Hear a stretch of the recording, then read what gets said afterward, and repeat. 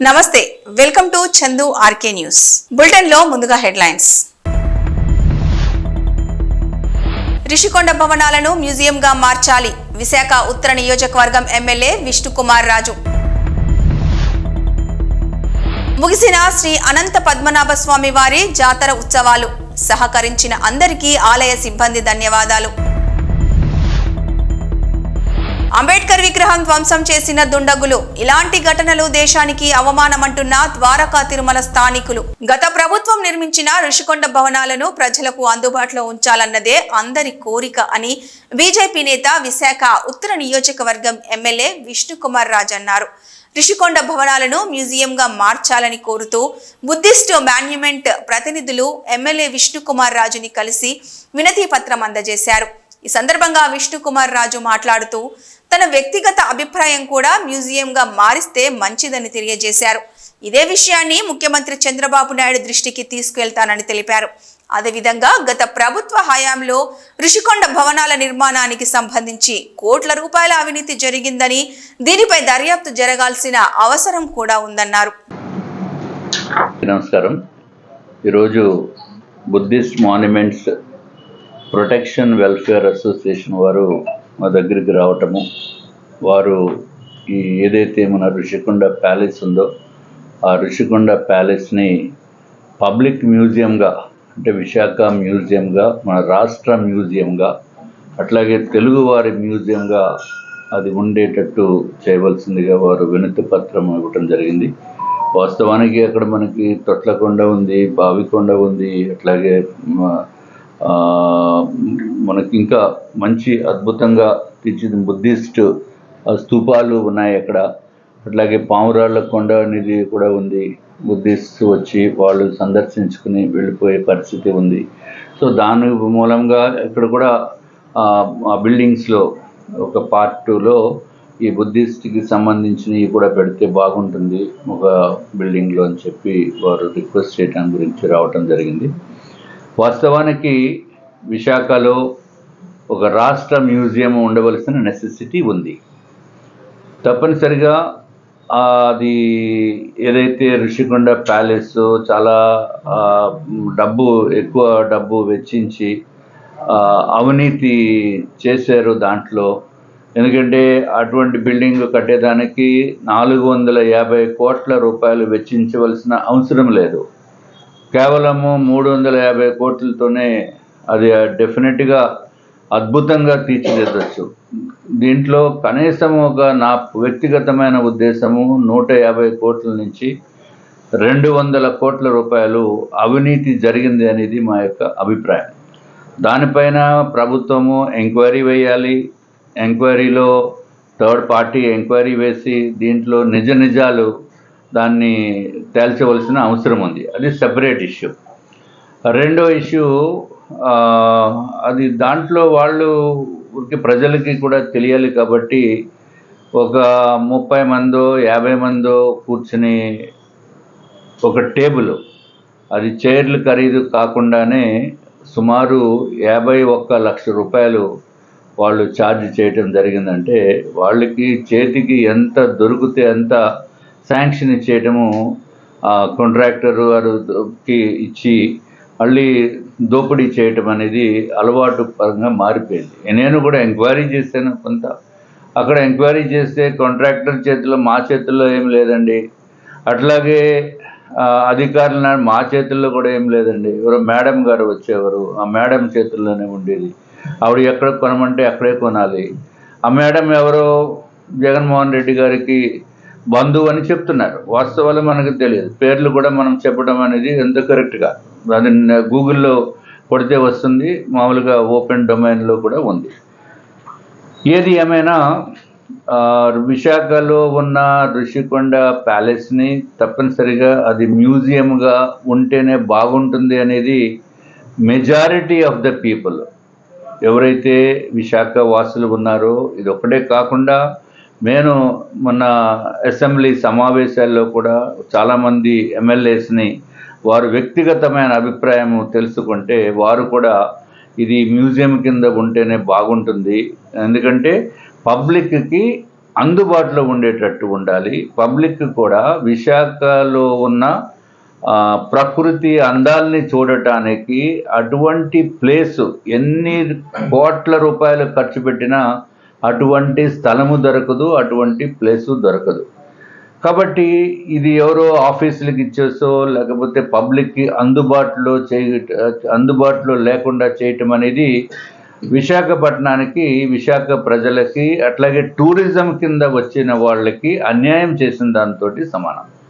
So డెఫినెట్గా మా యొక్క ఉద్దేశము గౌరవ ముఖ్యమంత్రి గారికి అట్లాగే టూరిజం మంత్రిత్వ శాఖకి కూడా మేము తెలియచేసుకుంటాము. తప్పనిసరిగా అది పబ్లిక్కి అందుబాటులో ఉండేటట్టు చేయవలసిందిగా మేము కోరుతున్నాము. అట్లాగే శ్రీ అనంత పద్మనాభ స్వామి వారి జాతర ఉత్సవాలు నేటి స్వామివారి చక్ర స్నానంతో ముగిశాయి. జాతర ఉత్సవాలు ఘనంగా జరుపుటకు సహకరించిన రెవెన్యూ, పోలీస్, మున్సిపల్, ఎలక్ట్రికల్, వైద్య ఆరోగ్య శాఖ, R&B, అటవీ శాఖ తదితర శాఖల అధికారులు, ఉద్యోగులకు అందరికీ మరియు స్థానిక ప్రజాప్రతినిధులు, ప్రింట్ అండ్ ఎలక్ట్రానిక్ మీడియా సభ్యులు అందరికీ పేరు పేరున ప్రత్యేక ధన్యవాదాలు. ఆలయ ధర్మకర్త ఎన్ పద్మనాభం, ఆలయ ఈవో టి నరేందర్ తెలిపారు.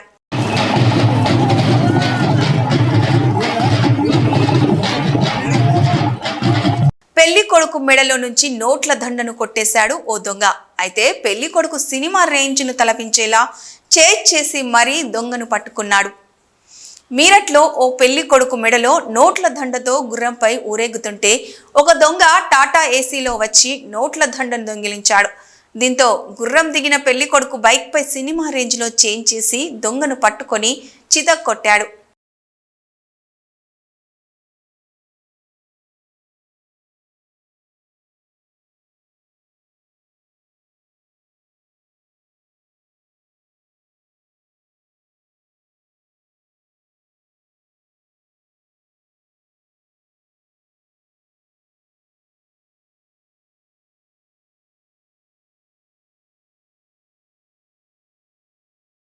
హైదరాబాద్లోని ప్రముఖ రెస్టారెంట్లలో ఒకటైన ఆర్టీసీ క్రాస్ రోడ్స్ బవార్చి హోటల్లో బిర్యానీ తింటుండగా అందులో సిగరెట్ ముక్క కనిపించింది.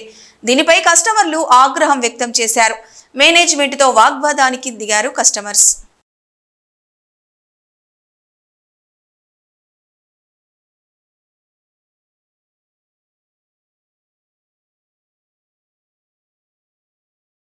అనంతపురం జిల్లా ఉరవకొండ ఓ బ్యాంకుకు ఏటీఎం సెంటర్లో ఏటీఎం కార్డు మార్చి బురిడి కొట్టించాడు ఓ కేటుగాడు. కాజేసిన ఏటీఎం కార్డు ద్వారా 75,000 రూపాయల నగదును డ్రా చేశాడు ఆ దొంగ. దీంతో బాధితుడు పోలీసులను ఆశ్రయించాడు. కళ్ల ముందే కనికట్టు చేసినట్లు ఏటీఎం కార్డు మార్చిన దృశ్యాలు సీసీ కెమెరాలో నిక్షిప్తమయ్యాయి.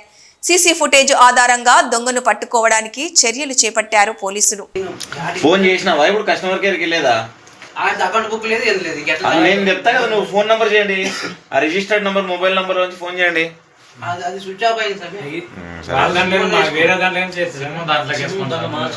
సిమ్ వేయండి ఫస్ట్ దాంట్లోకి. వెంటనే చేస్తారు బ్లాక్ చేసేసి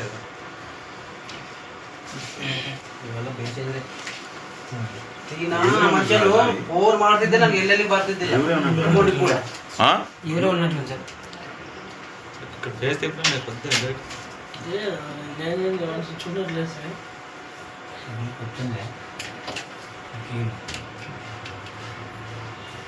అది కొత్త కార్డే ఇంకా మొన్న వచ్చింది, లేక మొన్న వచ్చింది. ఇంకా చెక్ బుక్, ఏటీఎం కార్డు ఇంటికి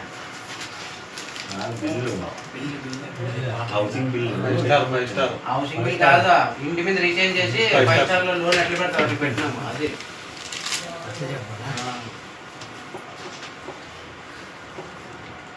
మాకు ఎన్ని ఆగిలేచారు చూడు. మనిషి ఉన్నా ఓటు ఆ మనుషులు మింగేలా నేల అనుకుంది. తిన్నాను భర్తగా నేను అమ్మ అనుకుంది చూసుకున్నాము. ఫస్ట్ అట్లా ఉన్నాడు కొంచెం.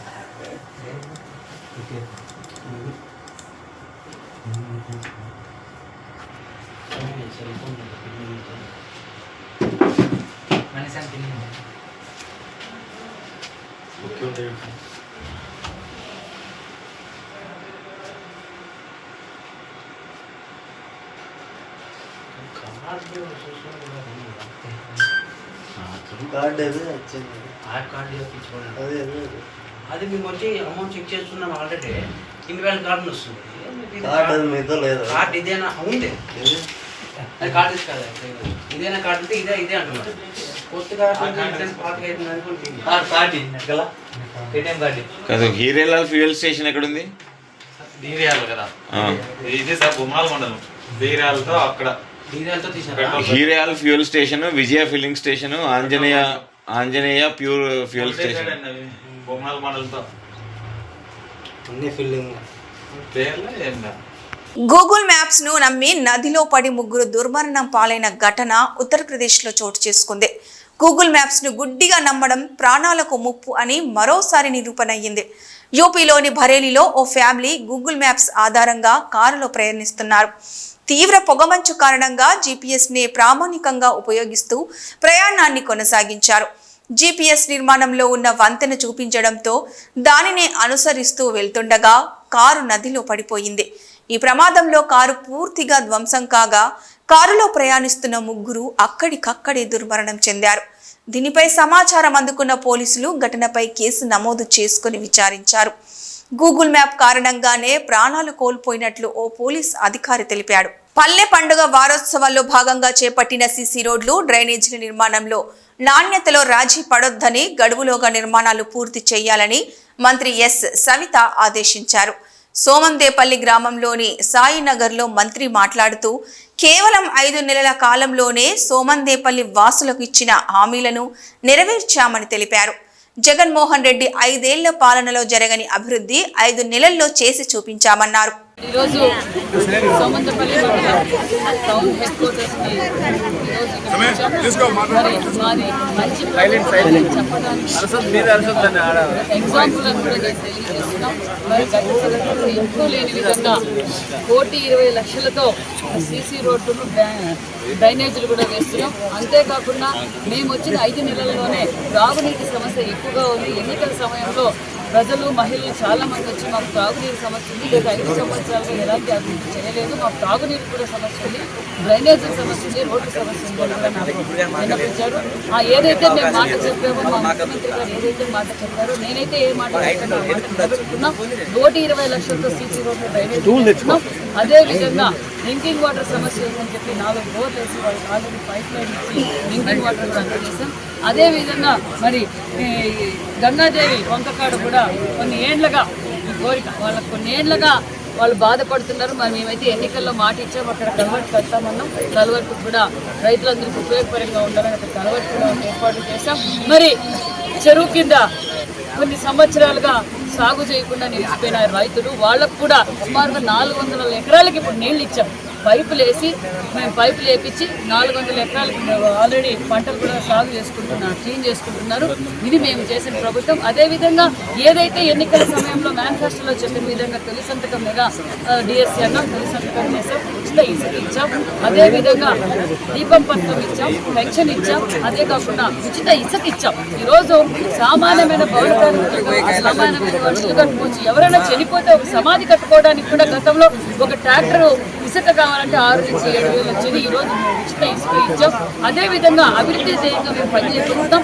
మన రాయలసీమకు కూడా ఏదైతే మాట చెప్పారో హైకోర్టులో హెచ్చిచ్చారు ముఖ్యమంత్రి గారు, మరికొన్ని పరిశ్రమలు కూడా ఇక్కడ రాబోతున్నాయి. అంతేకాకుండా బీసీకి, బడుగు బడిగిన వర్గాలకు 39,000 కోట్ల నిధులు ఇచ్చిన ఘనత ముఖ్యమంత్రి చంద్రబాబు నాయుడు గారు, ఎన్డీఏ ప్రభుత్వం అని కూడా తెలియజేస్తారు.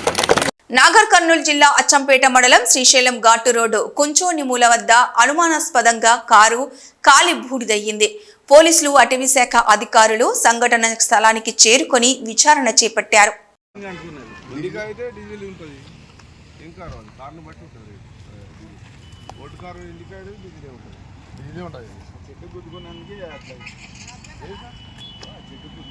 చిత్తూరు జిల్లా పుంగనూరు నియోజకవర్గంలోని పలు మండలాలలో ఉదయం పొగమంచు ప్రభావం తీవ్రతరం కావడమే కాకుండా చలి తీవ్రత కూడా ఎక్కువగా ఉండడంతో ప్రజలు ఇళ్లలో నుంచి అడుగులు బయట పెట్టాలంటే ఆలోచించే పరిస్థితి ఏర్పడింది.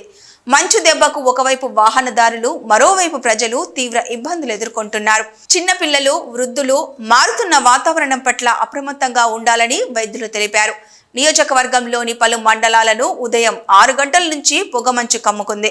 అంతేకాకుండా రోజు రోజుకు నియోజకవర్గ వ్యాప్తంగా చలి తీవ్రతకు ప్రజలు తట్టుకోలేకపోతున్నారు. మంచు కారణంగా వాహనాల రాకపోకలకు అంతరాయం ఏర్పడింది. ఉదయం 10 గంటలవుతున్నా మంచు వదలడం లేదు.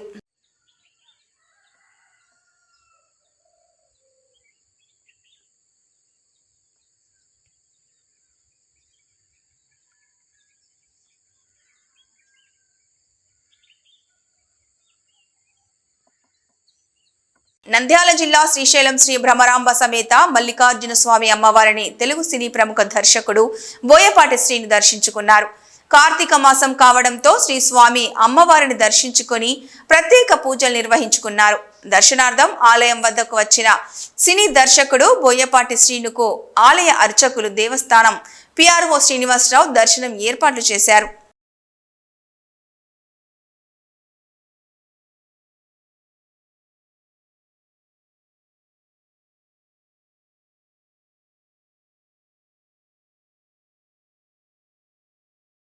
రంగారెడ్డి జిల్లా చేవెళ్ల పోలీస్ స్టేషన్ లో ఇన్స్పెక్టర్ శ్రీధర్ భూపాల్ ఆధ్వర్యంలో విలేకరుల సమావేశం నిర్వహించడం జరిగింది. మోసిన్ అహ్మద్ అను వ్యక్తి హైదరాబాద్ లోని గుల్షన్ నగర్, గోలక్పూర్, ముషీరాబాద్ ప్రాంతానికి చెందిన వ్యక్తి. స్క్రాప్ బిజినెస్ నడిపిస్తూ జీవనం సాగిస్తున్నాడు. అదే క్రమంలో తొందరగా డబ్బులు సంపాదించాలనే ఉద్దేశంతో గత 7 నెలల నుంచి ఉత్తరప్రదేశ్కి చెందిన 20 మందిని రోజువారీ కూలీలుగా నియమించుకొని ఎవరైతే కొత్తగా కడుతున్న బిల్డింగ్ దగ్గరికి వెళ్లి పట్టపగలు రెక్కి నిర్వహించి రాత్రిపూట ఆ 20 మందితోని టాటా ఏసీ బండి ఏర్పాటు చేసి సెంట్రింగ్ డబ్బాలను మరియు రాడ్లను దొంగతనం చేయడం ప్రారంభించాడు. ఈ విధంగా గత 7 నెలల నుంచి కొనసాగిస్తున్నాడు. ఇదే క్రమంలో చేవెళ్ల నియోజకవర్గంలోని చేవెళ్ల పోలీస్ స్టేషన్ లో 6 కేసులు, మొయినాబాద్ పోలీస్ స్టేషన్ లో 3 కేసులు, శంకర్పల్లిలో 1, ముఖిలా పోలీస్ స్టేషన్ లో 1, మొత్తం 11 కేసులు నమోదు చేయబడింది. చేవెళ్ల ఇన్స్పెక్టర్ భూపాల్ శ్రీధర్ మరియు డిఐ రమేష్ నాయుడు ఈ విషయాన్ని సీరియస్ గా తీసుకొని నిఘాలు ఏర్పాటు చేయడం జరిగింది. ఈ నెల 10 తారీఖు రోజున నూతనంగా నిర్మిస్తున్న బిల్డింగ్ పై నిఘా ఏర్పాటు చేయడం జరిగింది. అందులో భాగంగా భవన యజమానులైన రిజ్వాన్ అహ్మద్, సదాజ్ సహకారంతో అదే రోజు రాత్రి అహ్మద్ గ్యాంగ్ దొంగతనానికి రావడంతో పోలీసులు పక్కా ప్లాన్ తో పట్టుకోవడం జరిగింది. అందులో 7 మందిని పట్టుకున్నట్లు పోలీసులు తెలిపారు. వారిని విచారించిన అనంతరం వారి నుంచి 43 టన్నుల సెంట్రింగ్ డబ్బాలను స్వాధీనం చేసుకున్నారని పోలీసులు తెలిపారు. మొత్తం దాని విలువ దాదాపు 25 లక్షలు ఉంటుందన్నారు. మిగతా 7 మంది పరారులో ఉన్నట్లు పోలీసులు తెలిపారు. విచారించిన అనంతరం వారిని కోర్టుకు సబ్మిట్ చేశారని, అనంతరం రిమాండ్కు తరలించనున్నట్లు పోలీసులు తెలిపారు. ఈ దొంగలనేది పట్టుకోవడం జరిగింది.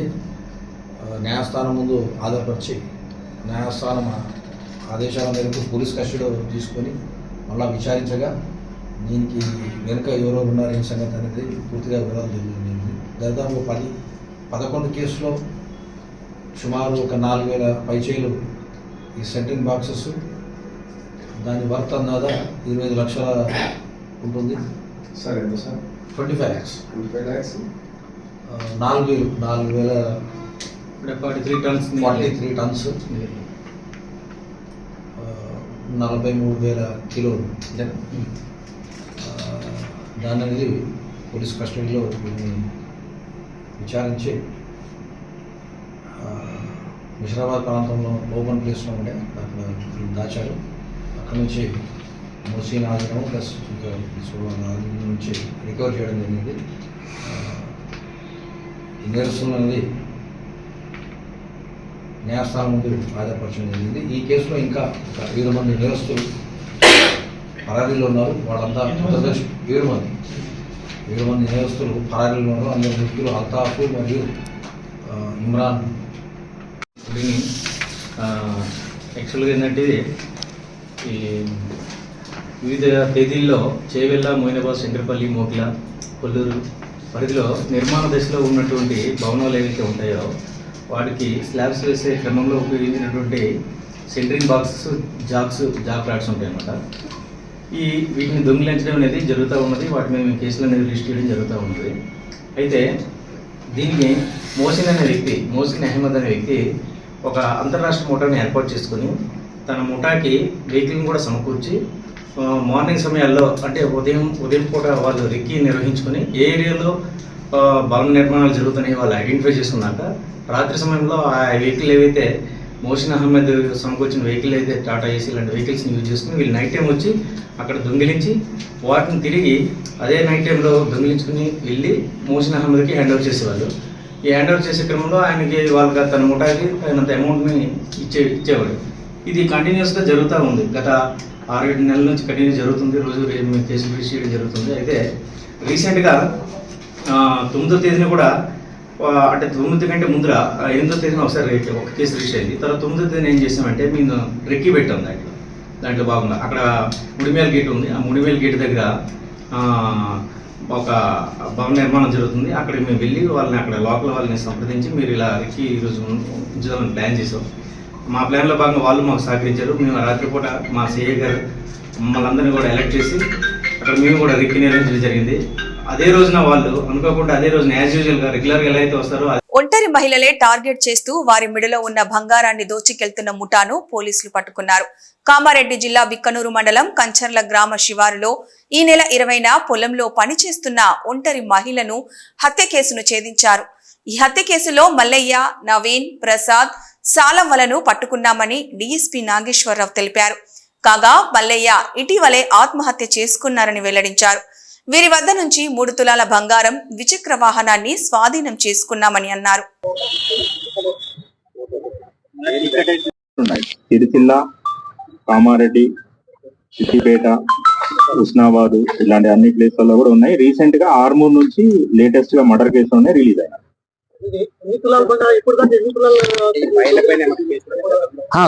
ముఖ్య కారణం మనకి కామారెడ్డి సబ్ డివిజన్ పరిధిలో బిక్నూరు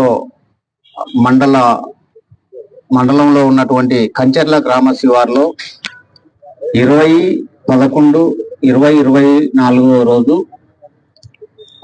సాయంత్రం అందాజా 3-3:30 ప్రాంతాల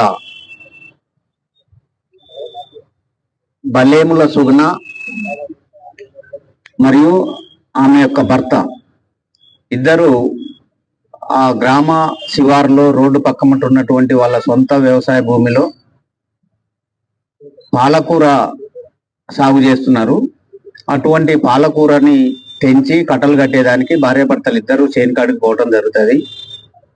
సో భార్య పాలకూరని తెంచి కట్టలు కడుతున్నటువంటి క్రమంలో ఆ పాలకూర కట్టలు కట్టే దానికోసం నార కోసమని భర్త పొడవలు తీసుకొని కొంచెం దూరంలో ఉన్నటువంటి ఈత చెట్ల వైపుకి ఆ ఈత మట్టలు కోసుకురావటం కోసమని వెళ్తాడు. భార్య ఒక్కతే ఆ పొలంలో ఈ పాలకూర కట్టలు కట్టేటటువంటి పనుల నిమగ్నమై ఉంటది. సో ఆ సమయంలో ఒక 2 వ్యక్తులు మోటార్ సైకిల్ మీద వాళ్ళు గతంలో ఎన్నో నేరాలల్లా ఒంటరి మహిళలని టార్గెట్ చేసి వాళ్ళ మీద దాడి చేసి విచక్షణ రహితంగా చంపి వాళ్ళ ఒంటిపై ఉన్నటువంటి ఆభరణాలని దొంగిలించుకొని పోతున్నటువంటి ఒక గ్రూపుగా ఉన్నటువంటి ఆ 2 వ్యక్తులు వీళ్ళు అలవాటు పడినటువంటి నేరస్తులు. గతంలో కూడా వీళ్ళు సుమారుగా ఒక 5-6 మంది మహిళల్ని చంపినటువంటి రికార్డు కూడా వీళ్ళ మీద ఉన్నది. సో వీళ్ళు ఆ రోడ్డు మీదకి వెళ్ళి ఏదైనా ఒక నేరం చేయాలనేటువంటి ఉద్దేశంతో వాళ్ళు ఒక ఇనుప రాడ్ని దగ్గర పెట్టుకొని ఆ రోడ్డు పక్కమటి ఒంటరి మహిళలు ఎక్కడుంటారా అని వాళ్ళు చూసుకుంటూ వస్తుంటారు. సో ఆ క్రమంలో ఈ సుగుణ అనేటువంటి ఆమె ఆ రోడ్డుకి దగ్గరలో పాలకూరలలో పనిచేసుకుంటున్నది గమనించి సో ఇది మంచిగా వర్కౌట్ అవుతుందని వాళ్ళిద్దరు కలిసి వాళ్ళు వచ్చిన మోటార్ సైకిల్ని పక్క కాపి ఆ పాలకూర కట్టలు కడుతున్న ఆ మహిళ దగ్గరికి వెళ్ళి మహిళతోటి మాటలు కలిపి వాళ్ళు ఆమెని బరిగొడ్లు పోయినాయి అని చెప్పి మాటలల్లో పడేసి ఆమె ఆదమర్చున్న క్రమంలో ఇవి ఈ బులెటిన్ విశేషాలు.